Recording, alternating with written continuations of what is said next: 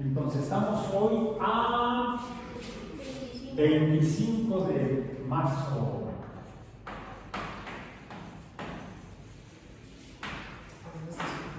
De 2025 en divulgación de la ciencia. Hemos estado hablando de la comunicación oral.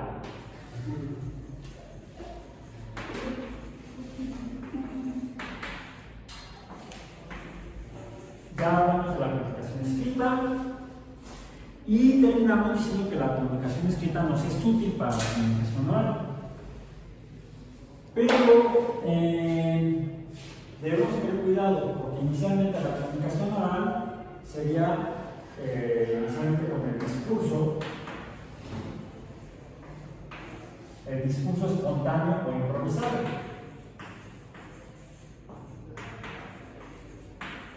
Como les decía, el más dramático, el más improvisado es cuando vas caminando por la calle y te meten el micrófono en la boca. Para el podcast de no sé quién, llegan y te meten el micrófono en la boca. O a veces es el noticiario de la televisión. Ahí es totalmente improvisado. Pero ya dijimos que en términos de la divulgación, cuando tenemos que hacer comunicación oral, hay que estar preparados porque la improvisación no se improvisa. No de manera estricta. Hay que entrenarlo, hay que entrenarse para cuando uno esté en la situación en la que tienes que improvisar, partas ya de una idea que tienes guardada aquí por si acaso. Es como la llanta de refacción del automóvil. Siempre hay que traerla, incluso por reglamento, en el caso del automóvil. Si vamos a dedicarnos a la comunicación de la ciencia, a la divulgación, siempre debemos traer, nunca salgan sin ella, sin alguna idea previa del caso de que te encuentras un amigo, alguien, empiezas a platicar algún tema de interés. Los ovnis, la vida extraterrestre, los fantasmas, porque muchas veces los temas que dan pie a hablar de ciencia son en la vida cotidiana asuntos que suelen estar relacionados con temas fantásticos, o sea, de fantasía, o de la imaginación, o del folclore popular. A veces sí de la vida cotidiana, ¿no? Ya supiste que hay una nueva epidemia de influenza aviar, o la epidemia de sarampión en Texas. Bueno, no está solamente en Texas, ya se propagó por los estados de los Estados Unidos, y ya ha habido algunos casos, no brotes, en México. ¿Qué es un caso? ¿Qué es un brote? ¿Qué es una epidemia? ¿Qué es una pandemia? Pueden ser temas importantes que debemos abordar con base en ciencia, porque muchas veces la divulgación de la ciencia se dirige para mitigar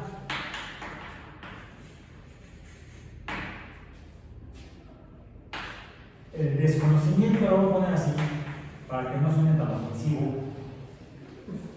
Ignorancia, desconocimiento,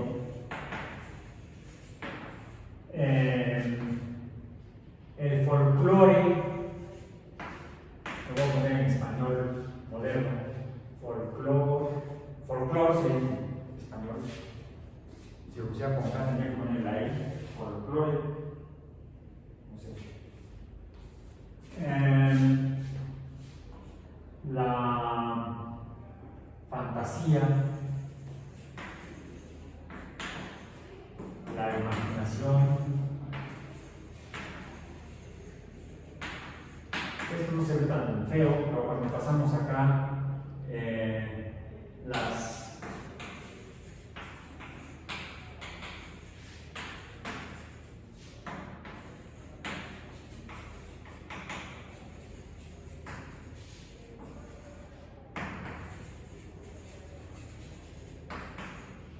Y peor,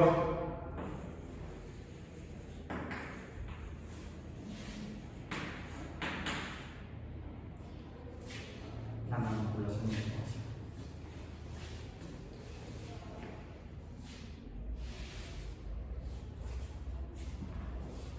Algo más que se les ocurre donde pueda jugar un papel la ciencia para mitigar algo de la sociedad en cuanto al discurso.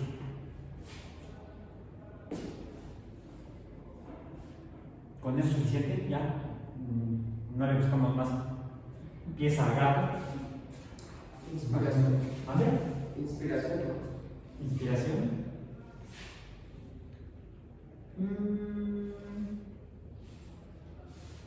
Yo lo estoy viendo por lo siguiente.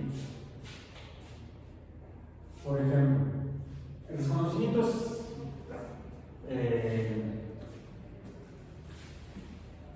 hace poco hubo una tormenta solar. Y pues mucha gente que estuvo en lugares donde se pudieron observar los efectos de la tormenta solar, la gente no sabía lo que estaba viendo. Eso es desconocimiento. Ni siquiera dieron de personas empezaron a tomar fotos y a publicarlas en las redes. El cielo está rojo. Porque la última vez que en México se pudieron ver auroras boreales fue hace fue en 1860 y algo, el evento Carrington. Incluso a raíz de esta serie de tormentas solares, bueno, fueron varios durante varios días, hubo quienes trajeron eso a la memoria, estuvieron hablando y publicando sobre el evento Carrington. Ese sería un fenómeno natural explicado por la ciencia. Vamos a poner aquí un ejemplo: las tormentas solares, que no tienen mayor impacto en la gente, no pasó nada. Salió en los medios, incluso en los medios de comunicación, en las noticias, pero no hubo tragedias, nadie fue a dar al hospital. Afortunadamente tampoco se cortaron las comunicaciones, porque durante el evento Carrington en el siglo XIX, sí, que ya había telégrafos, algunas líneas telegráficas se quemaron. Se cortó la comunicación en varios países, la comunicación telegráfica en varios países en Europa e incluso en algunas regiones en los Estados Unidos y en Canadá. En México no, aunque también ya había telégrafos. En México lo más que hay registrados que se observaban en la Ciudad de México, se observaban colores en el cielo, incluso durante el día. Estuvo bastante fuerte la tormenta solar entonces, que se debe a una emisión de masa coronal, diríamos en ciencia. Bueno, habría que explicar a la gente qué es eso de masa coronal, dónde lo ven.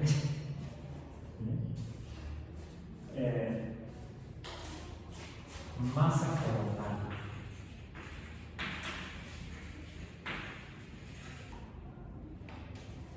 Masa, la de las tortillas. Coronal, me suena como a marca de cerveza. ¿De cajeta? No, también. Coronado. No nos cobran el anuncio ni se los vamos a cobrar tampoco. A la empresa que hace la cajeta. Y nada me gusta. A mucha gente le gusta la quemada. Folclore.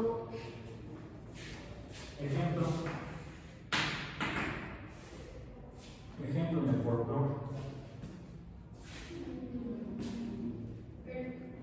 La manera en la que hablan, no sé, o sea, el lenguaje que ocupan. No, yo estaba pensando más bien, folclore es cultura popular, incluso para aprender cosas como, por ejemplo, te doy la panza y te dice que tomes un té de manzanilla. Bueno, si no te cura, tampoco te hace daño. Podrían ser las hierberas o parteras, ¿no? ¿Vale? Podrían ser las hierberas o parteras. Sí. Pero fíjense, incluso ahí, por ejemplo, ha habido en México programas de gobierno en diferentes épocas en las cuales se ha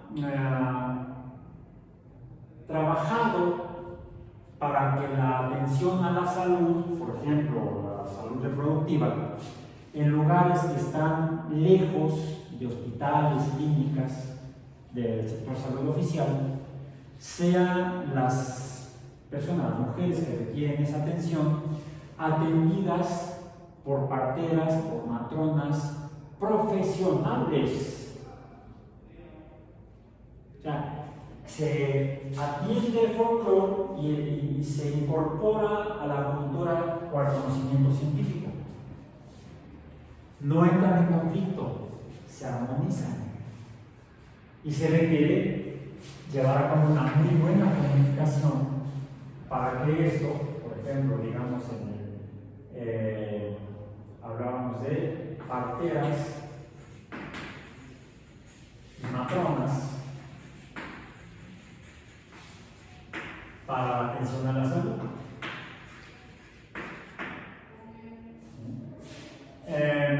Incluso yo recuerdo, tiene un rato que no voy porque se dio en la madre al ISSSTE, que es donde estoy afiliado como trabajador del Estado.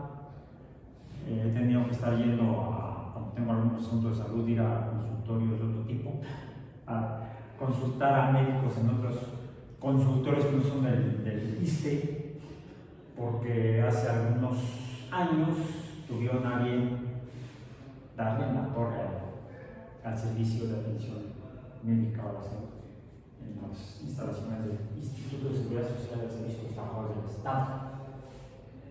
Pero yo antes me acuerdo que iba a consulta regular y en lo que esperaba mi turno veía que se acercaban a algunas enfermeras a dar charlas a la gente que estaba ahí sobre diferentes temas en materia de cuidado de la salud, con intenciones o dentro de programas de salud preventiva. Un enfoque diferente a la atención a la salud curativa, o ya terapéutica, cuando hay ya un cuadro clínico que se requiere atender.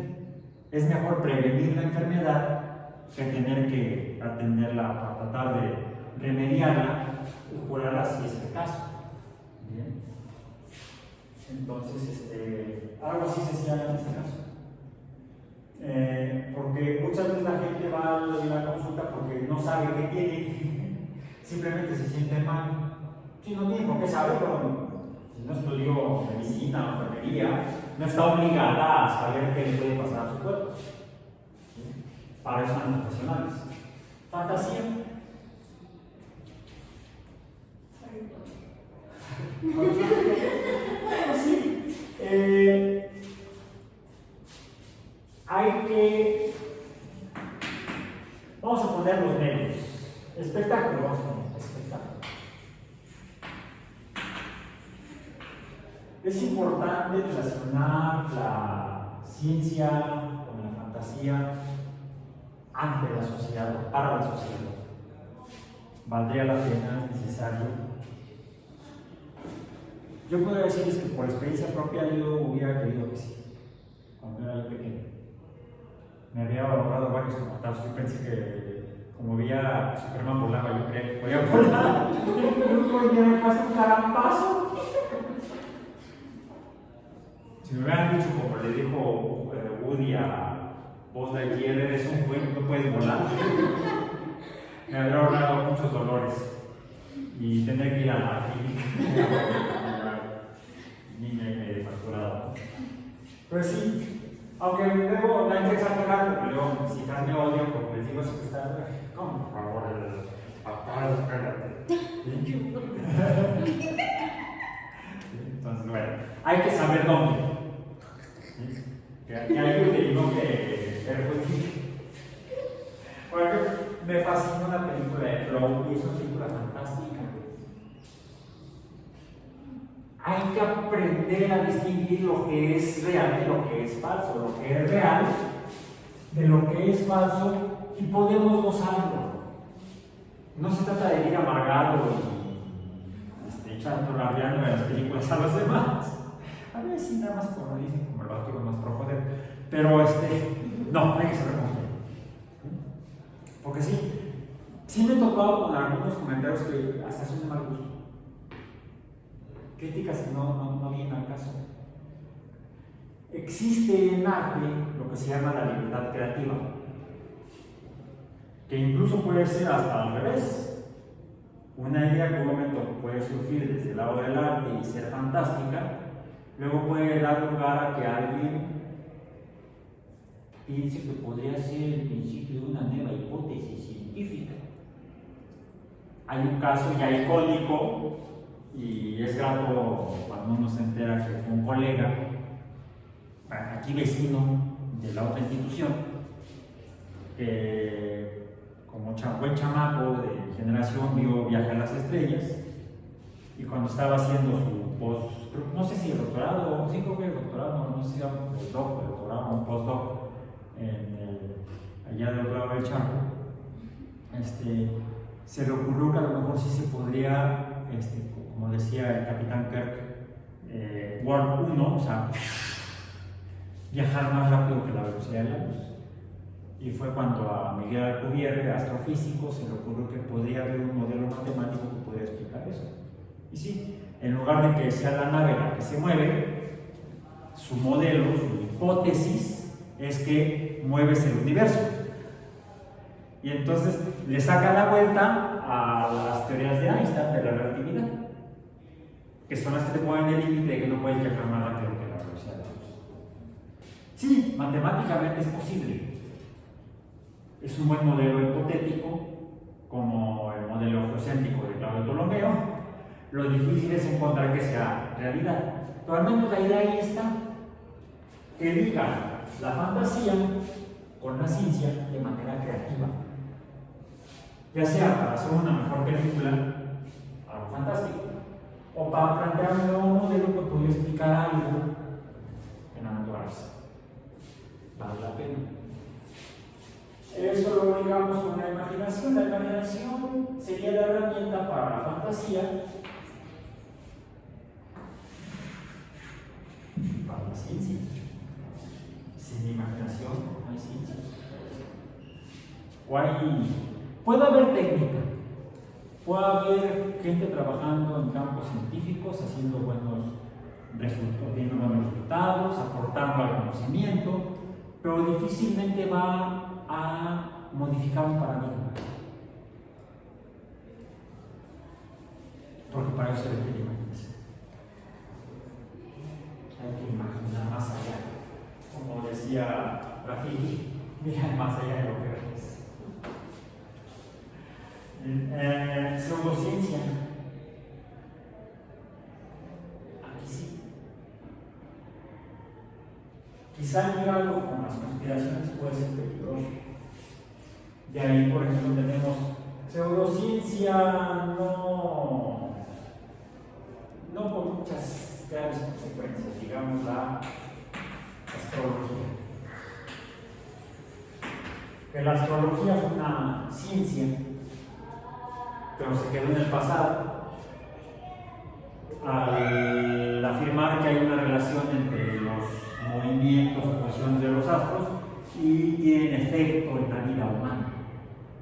Bueno, sí, si veo que el astro se está moviendo y viene para acá, corre. Depende de la masa, no vale la pena que corras. Mejor, ¿a cuál santo le rezabas? La astrología es una pseudociencia. Van a querer matarme a algunos.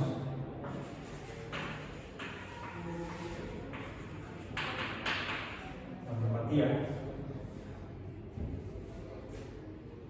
Al menos no tiene sustento en los paradigmas actuales de la ciencia. ¿La religión se entraría como pseudociencia o no? La religión no, eso es aparte. Yo lo creo acá.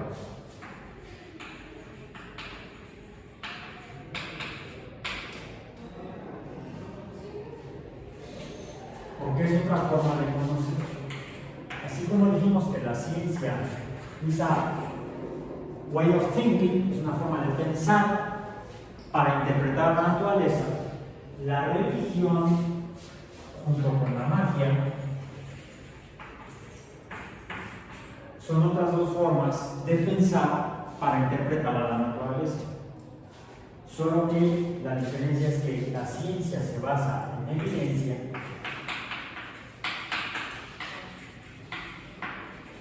y la magia y la relación en la fe y en la creencia. Que están medio difusas aquí. Más la creencia que la fe. La fe es la aceptación de algo, alguna explicación, sin la necesidad de evidencia. Y es un tema que yo quisiera dejar. No tiene mucho sentido. En el proceso que estamos hablando de sí son campos distintos. Son campos de pensamiento distintos que mucha gente ha intentado juntar. Incluso, y lo digo por mi formación cristiana, católica, que si yo siguiera siendo cristiano y católico, yo diría, no debo usar esto, si sigo creyendo en esto, porque entonces me condenaría al infierno. Porque la fe dentro de la doctrina católica implica que debes creer sin dudar. Eso es en la doctrina católica. Cada religión tiene su propio cuerpo estructural, conceptual, que la define y que la rige. Entonces, cada religión tiene que abogarse por separado. Todas tienen en común algo, la fe, es decir, la aceptación en ausencia de evidencia. No hay contacto. ¿Hay aquí dibujar una línea entre estas dos palabras? No. No hay contacto, no hay comunicación. Cuando la gente dice, es que encontramos las pruebas de que existe, ya se chingó eso. Al menos en el contexto, en el marco contextual y doctrinario de la doctrina de la fe católica, en el momento en que intentas buscar evidencia, ya te condenaste al infierno, porque ya dudaste. La fe es dogmática, no da lugar a duda. Quieren creer, crean. Y nadie puede exigirles que presenten las pruebas de que su Dios existe. En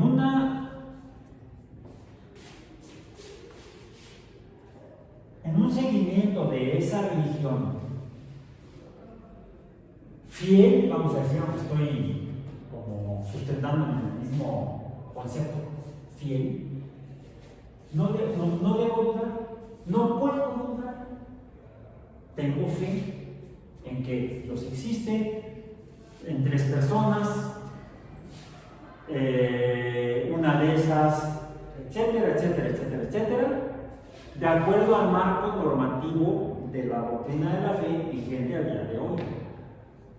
Porque además, como la ciencia, las religiones han ido evolucionando. El catolicismo hoy, 25 de marzo de 2025, no es igual a como era en julio de 1958 o en abril de 1930 o al iniciar el año 1500. Ha ido cambiando. Y o te sujetas a ese proceso y tienes creencia en ello, o dedícate a otra cosa. Sí, te podrán decir, te has condenado al infierno. lo ha dicho mi tía. Pues tal vez. Es que, no sé, yo siento que es como un poco redundante, porque al final de cuentas, pues es como usted dice, o sea, va cambiando generacionalmente, y siento que en algún momento va a llegar el punto en el que, pues no es que la gente vaya a dejar de creer, pero por lo menos quiero pensar que, por lo menos en mi generación, hay muchísimas más personas que se preguntan el por qué deberíamos de creer en algo que simplemente solo porque nos lo están imponiendo. Entonces siento que en algún momento se van a ir como deshaciendo ciertas creencias y por ende la religión. No sé si es haciendo pues iban cambiando. Hace 2000 años había un grupo de cristianos creyentes en el Cristo. Eran un puñado en Palestina hace 2000 años. Hace 1000 años ya había muchos más.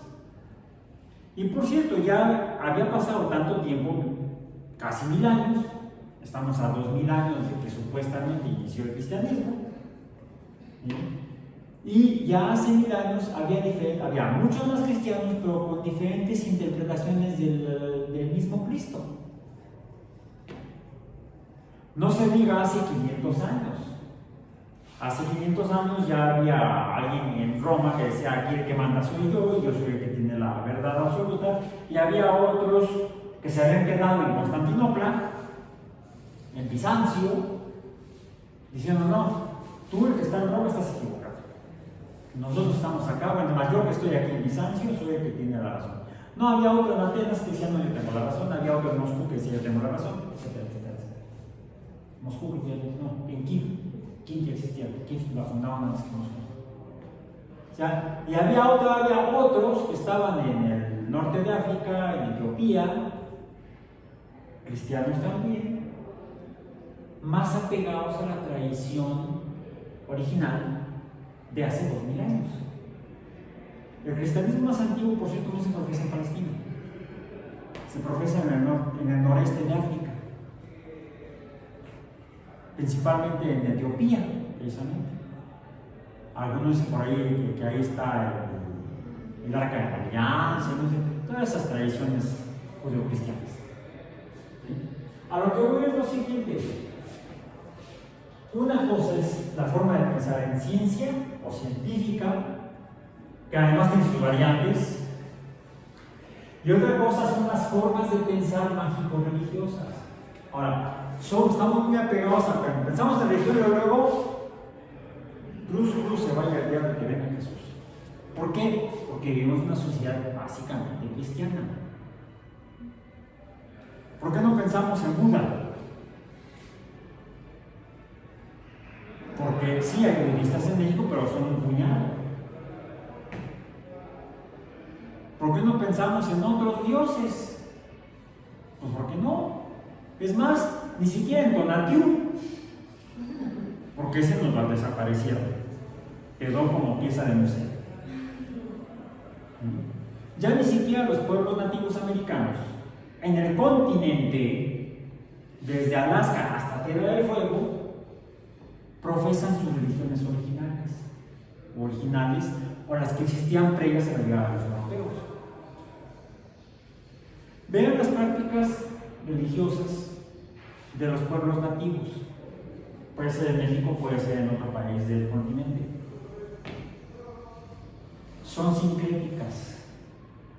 Son cristianos, pero tienen muchos elementos que permanecen, que se quedaban ahí medio guardados, escondidos de los aires, de las religiones anteriores, pero ya no era el republicano. Ñahuatlicue, bueno, sí le llaman Guadalupe.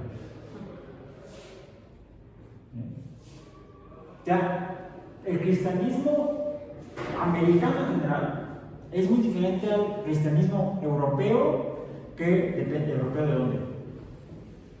Del Mediterráneo, del Mar Báltico, de las Islas Británicas. ¿Del Mediterráneo dónde? del Mediterráneo franco-ibérico o el Mediterráneo oriental. ¿Y cuál Mediterráneo? ¿Hacia el norte o hacia el sur? ¿En la zona helénica o en la zona egipcia? O en Palestina misma.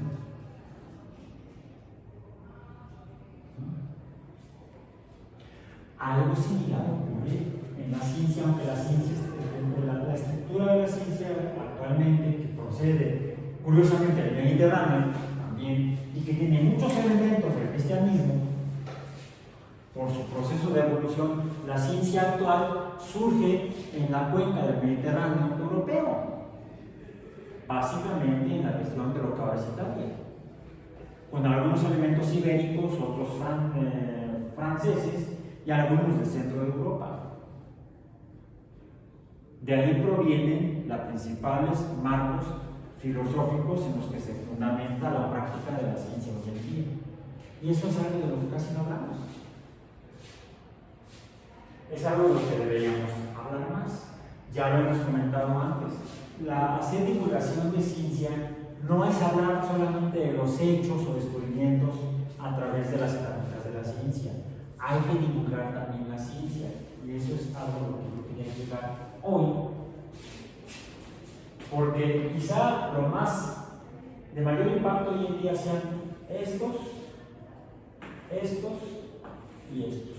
Más que la parte folclórica, más que la fantástica, más que las demás pseudociencias. Estas, siento yo, que ya no tienen tanto peso.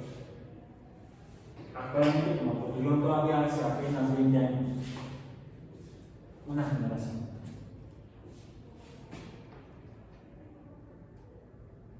Ahorita, lo que está padeciendo en los Estados Unidos, los brotes y ya cuasi epidemias de algunas enfermedades que estaban controladas, reducidas, eliminadas, como la viruela, se dice que erradicadas, no erradicadas, la viruela sí está erradicada, pero en varios países el sarampión estaba eliminado, ya no había casos de sarampión. En los Estados Unidos hace 20 años. Pero a partir de un resultado falso científico, el paper de las vacunas, gente que sin formación científica y con problemas personales empezó a tomar eso como una realidad. Y entonces a promover ideas ya no pseudocientíficas, y quizá eso sea, junto con la manipulación, está la anticiencia.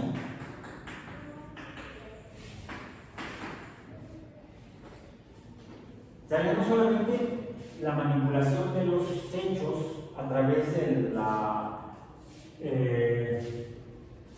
reinterpretación del lenguaje o la resignificación del lenguaje y de las palabras.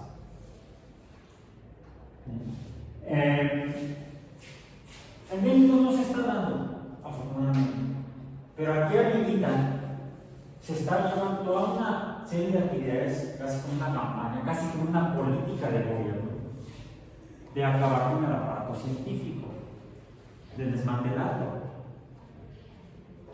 Hay un pequeño gran problema para nosotros: estamos pegados a los vecinos. Y la principal influencia que tenemos para el desarrollo de la ciencia, incluso hasta la dependencia económica, es de los Estados Unidos. Y casi siempre, para mal, lo que ocurre allá ocurre aquí.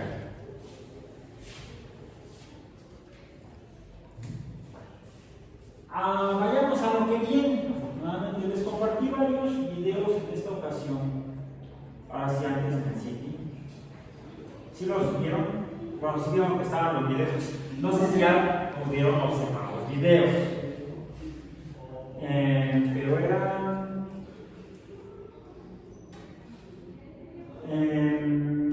sobre lo siguiente.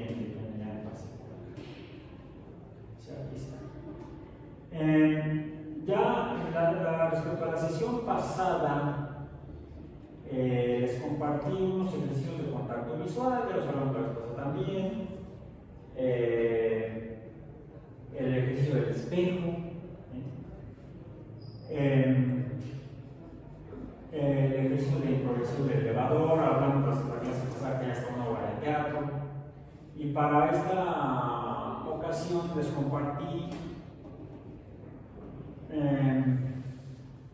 lo que sería algo más específico hacia el uso de la voz. El uso de la voz. Les compartí eso. Y terminé compartiéndoles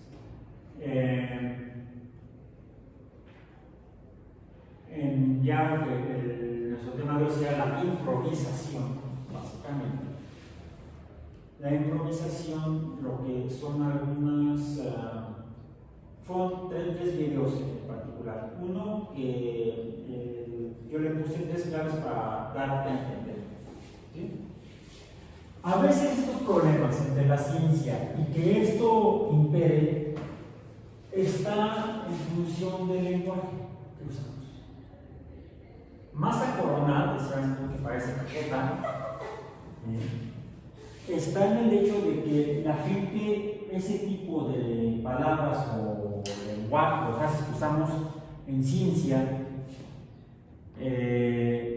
pues no son de uso común o tienen otro significado. ¿Qué les parece si yo les digo que, pues revisando, encontré que había variantes en el aroma, sabor y color de lo que revisé? ¿De qué estoy hablando?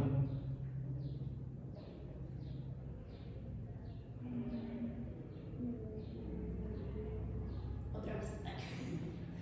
Revisé el color, el aroma y el sabor y encontré que era importante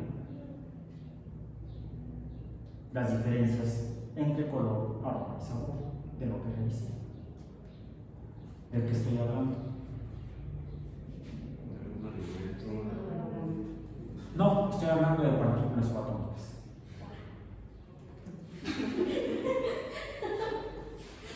O sea, no usa como cuando... No, porque cuando se descubrieron los quarks, los físicos, para las características que veían en el resultado experimental, tendrían que llamarle de alguna manera, así como hace 200 años, o un poco más, no un poco más porque fue a finales del siglo XVIII, Benjamin Franklin dijo: a ver, nos hacemos bolas, en lugar de hablar de resinoso y vítreo, ¿de qué estoy hablando?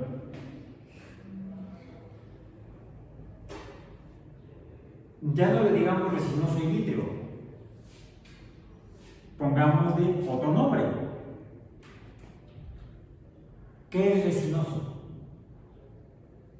¿Qué es vítreo?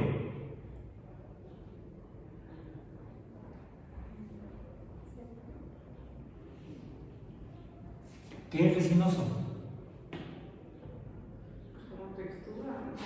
Textura de una resina, como un plástico, y vítreo, Pues de vidrio. Ay, yo iba a decir eso. Bueno, no, hace 250 años, un poco más quizá, cuando Franklin hablaba con sus colegas, él se refería a los fenómenos eléctricos. Es de lo que hablaban ellos. Franklin les dijo, en lugar de decirle resinoso, digamos de carga negativa, en lugar de decirle vitrio, digamos de carga positiva. Se le cambió el nombre a las cargas eléctricas. Las cargas eléctricas que se producen cuando frotamos un plástico, una resina, son negativas, ahora sí les llamamos. Y las cargas eléctricas cuando frotamos un pedazo de vidrio, le llamamos ahora positivas. Sí, los vidrios son compuestos, por ejemplo, formados por silicato de sodio, tienen cargas positivas, el sodio. Y los plásticos suelen tener muy presentes la disociación y la manifestación de cargas negativas, como los grupos carboxilato.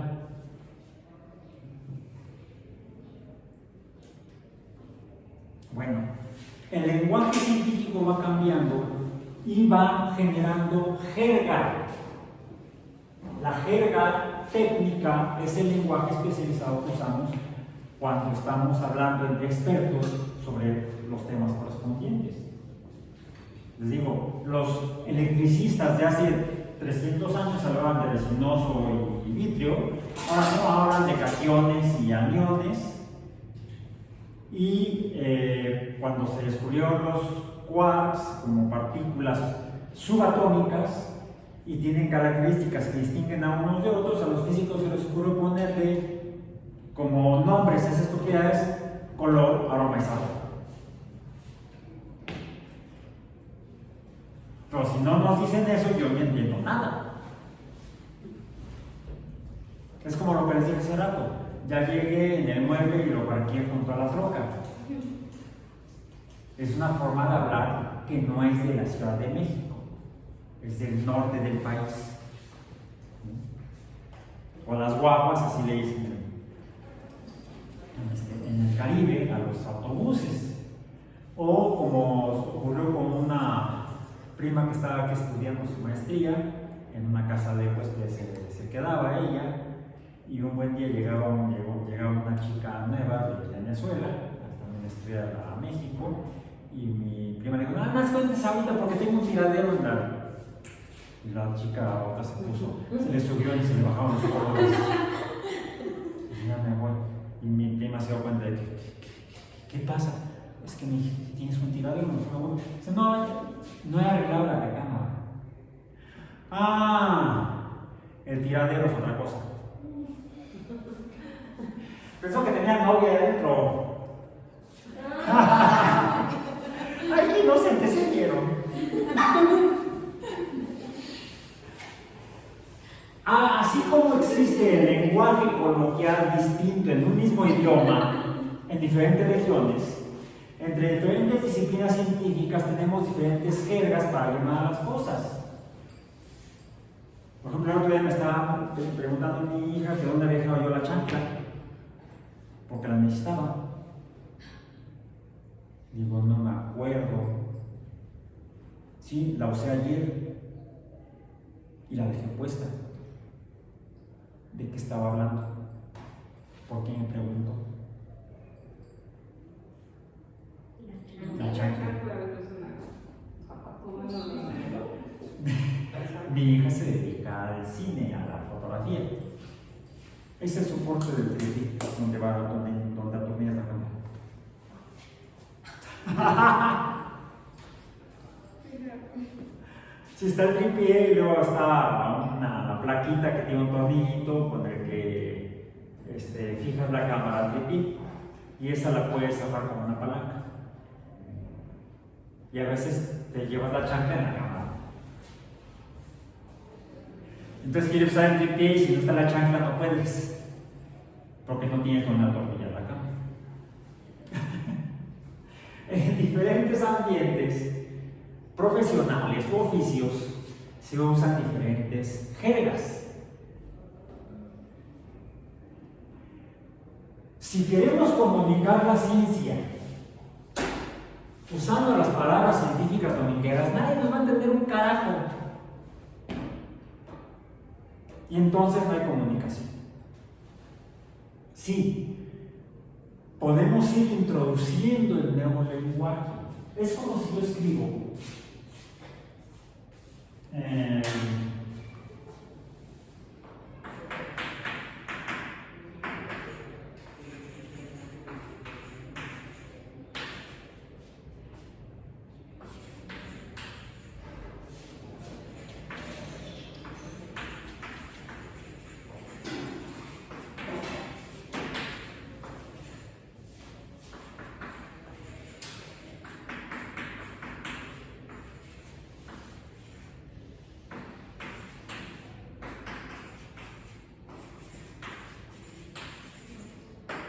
se me ocurrió esta frase en inglés.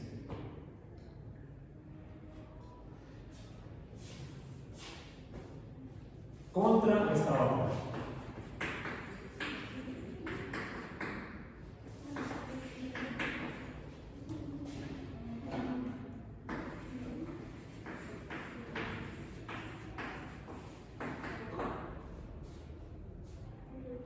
Liberty is marvelous.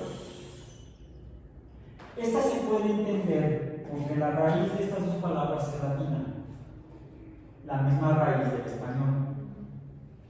La libertad es maravillosa. Una persona que no sepa inglés, no tenga ni nociones de inglés, puede quizá leer esto e interpretarlo correctamente. Pero esta frase que escribí yo aquí, la escribí con palabras en inglés que provienen de raíces no latinas. Por lo tanto, no tiene la misma relación etimológica ni radical con el español que proviene del latín. Las raíces de estas son más bien anglosajonas. It's awesome how a wonderful thing is waiting around the corner. Más allá de que además mis patas de araña para que no te vieran. Esto, una persona que no tenga nociones de inglés no va a ser capaz de entender cuál es el mensaje. Ustedes que ya deben tener una formación al menos básica en inglés porque están estudiando ciencias y todavía hoy en día, siglo XXI, segunda década, sigue siendo el inglés una de las principales lenguas para comunicarse en ciencia en el mundo. Seguramente lo pueden entender. Es sorprendente como algo maravilloso, un algo maravilloso, sería muy literal, está esperando a la vuelta de la esquina. It's awesome how a wonderful thing is waiting around the corner. Alguien que no tenga nociones de inglés no va a entender esto. Alguien que no tenga nociones de qué estamos hablando no va a entender el mensaje que queremos comunicar. Es por eso que debemos, cuando comunicamos, identificar a nuestro público, qué tipo de público es, incluso qué tipo de lenguaje maneja cotidianamente para que podamos comunicarle con la mayor fidelidad posible la información científica que queremos poner sobre la mesa o ante esa persona o esas personas. Esto hay que entenderlo muchísimo, porque muchas veces por eso llega el famoso o la famosa persona divulgadora, da una charla maravillosa y la gente salió como entró, porque no entendió nada, o quizá oyó palabras así como que muy impactantes. A veces mitiga el hecho de que están usando imágenes, típicamente del PowerPoint. Y la gente entiende el mensaje no por lo que está hablando la persona, sino por las imágenes que está presentando. Pero ahí hay un riesgo. La pregunta es, la persona que está viendo las imágenes y escuchando palabras que no conoce y que no entiende, estará interpretando las imágenes de acuerdo al significado real del mensaje oral. Por eso, antes de pensar en imágenes, debemos pensar en el cuidado de las palabras que vamos a usar. Si vamos a introducir palabras poco comunes como en el ámbito del conocimiento que queremos compartir, como la formación de la materia, en lo más íntimo de ella, tendríamos que explicar, bueno, antiguamente de Demócrito explicaba que la materia está formada por partículas últimas, indivisibles, a las que llamó átomos. Finalmente, en el siglo XIX, Dalton presentó la actual teoría atómica o los principios de la teoría atómica. Posteriormente se descubrió que el átomo no era la última partícula indivisible, sino que se encontraron los electrones que tienen cargas eléctricas, como los de la corriente eléctrica. Luego se descubrió la carga positiva del núcleo dentro identidad del protón. El átomo estaría formado al menos por dos partículas, una positiva y una negativa. El átomo se puede dividir en esas dos cosas. Y también se encontraron luego los neutrones. Pero ahora sabemos que no es lo último del átomo, sino que hay partículas todavía más pequeñas con características X y Z y que los expertos llamaron color, aroma y sabor, pero no tiene nada que ver con cómo saben, cómo se ven o a qué huelen las cosas. El significado de otras palabras con las que los físicos de partículas explican el comportamiento de la materia a ese nivel tienen otro significado, que en otra ocasión hablaremos. Por hoy ya no hablaremos. Bueno, la próxima sesión vamos a hacer unos ejercicios para que podamos complementar nuestras palabras, más que con imágenes, pero vamos a ver después, con lo que tengamos al alcance, para lo cual también tenemos que improvisar. Dejé unos ejercicios que están en YouTube, son videos, de los que tradicionalmente se usan para la improvisación en la actuación, sobre todo para la comedia, pero que son en grupo. Véanlos y si tienen la oportunidad de aquí al jueves, si no, al jueves los hacemos, los ejercicios, para improvisar en grupo. ¿Sí? Entonces, porque a veces, rara vez estamos solos, aunque estemos haciendo un TikTok. Tu recámara está haciendo un TikTok, entonces estás solo, tú y tu cámara, tú y tu celular. Casi siempre que estamos con otras personas, podemos aprovechar el entorno, los muebles, las personas, para comunicar ideas. Y por eso es que la próxima sesión estaremos hablando de cómo aprovechar el entorno. Hoy quise enfocarme más en el lenguaje. Dependiendo de cómo interpretemos esto, vamos a reforzar o no el conocimiento con base en ciencia al aclarar dónde hay estos áreas de bases, de evidencias, o fallamos y entonces esto se refuerza. Y le llamamos teoría a lo que es una hipótesis, o de otra manera a lo que no es. Y no quiero meter bandido porque luego me van a afinar. ¿Qué significa eso? Yo no sé.